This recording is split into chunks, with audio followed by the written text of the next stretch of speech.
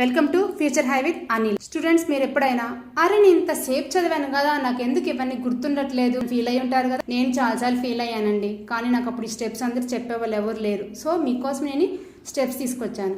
First step ఏంటంటే pomodoro technique, అంటే 25 minutes చదివి ఒక 5 మినిట్స్ బ్రేక్ ఇవ్వటం. ఇలాగ 4 సైకిల్స్ రిపీట్ చేసి ఒక హాఫ్ అన్ అవర్ బ్రేక్ ఇచ్చి again start. And second point is note down. మీరు చదివిందంతా ఒక పేపర్ మీద రాసుకుంటే మీరు ఎంత చదివారు అనేది మీకు క్లారిటీ ఉంటుంది. అండ్ మీరు కంటెంట్ మర్చిపోయారా, నేను ఇంకా మళ్ళీ చదవాలా, ఏం చదవాలనేది మీకు తెలుస్తుంది.